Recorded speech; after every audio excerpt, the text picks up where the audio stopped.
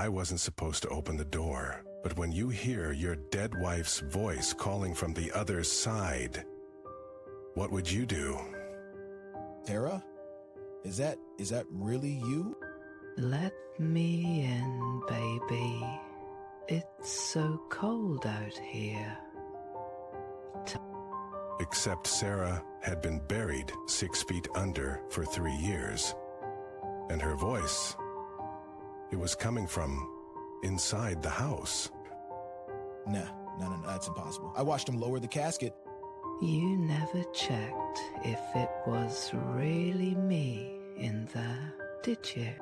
The floorboards creaked behind him. A hand, cold as a winter grave, slid over his shoulder. What the hell are you? You left me to rot. Now it's your turn. The lights flickered. The walls pulsed like a living thing. And then the screaming started. Wait for me. But the thing wearing his wife's face only smiled wider, its jaw unhinging like a snake's. Too late, darling. You already let me in. And then the room went black. Dude, you okay? You look like you've seen a ghost. The voice snapped him back to reality. His friend stood in the doorway, holding a six-pack. You didn't hear that? Hear what? I just got here. He turned back to the empty room. The air smelled like rotting flowers. He can't see me. Only you can, sweetheart. The voice whispered directly into his ear. His blood turned to ice. We need to leave. Now! What's wrong with you? The front door slammed shut on its own. The lights died again.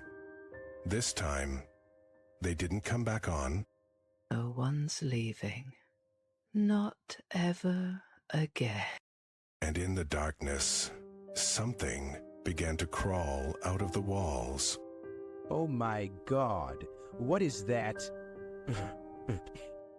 The thing that used to be Sarah laughed, its voice splitting into a chorus of screams. Welcome home, boys. The last thing he heard was his own voice begging, then silence. Benny, I'm back. The front door swung open. A woman stepped inside, humming to herself. Babe, you here? The house was spotless, quiet. That's weird. He said he'd be home by now. Then she saw it. A single word, scrawled in red on the bathroom mirror. Ron. The lights flickered. A shadow moved behind her. And then the door locked itself. Too late, sweetheart. The voice wasn't hers, and it wasn't alone. Who's there?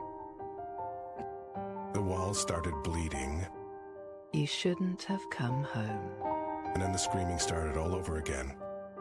Please, just let me go. The air grew thick, like breathing through wet cloth. Something dripped from the ceiling. It wasn't water. But you just got here.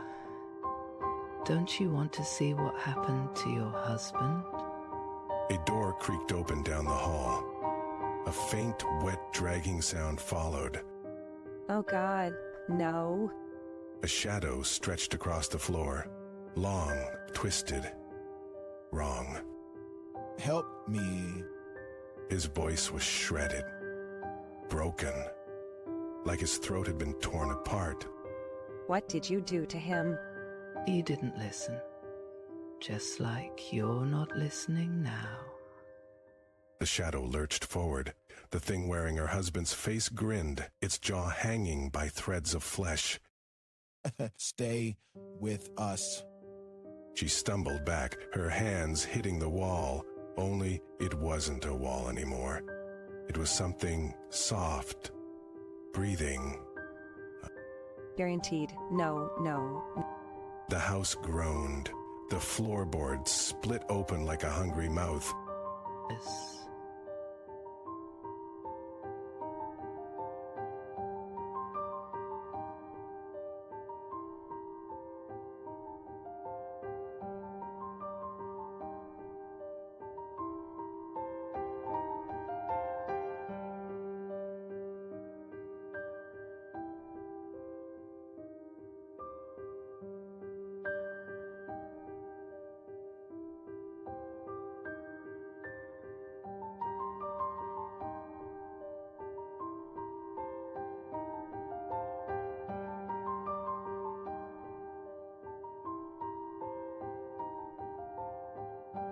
unless the easier if you don't feel it. Inhale. In.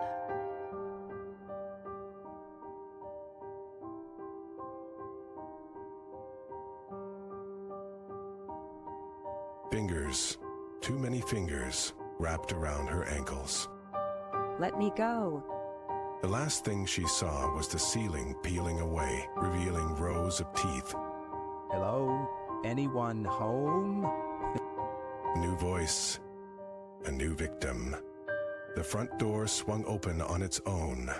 Weird, lights are on, but no one's... A whisper from the kitchen.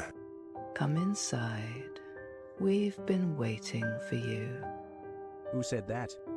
The door slammed shut behind him. You're just in time.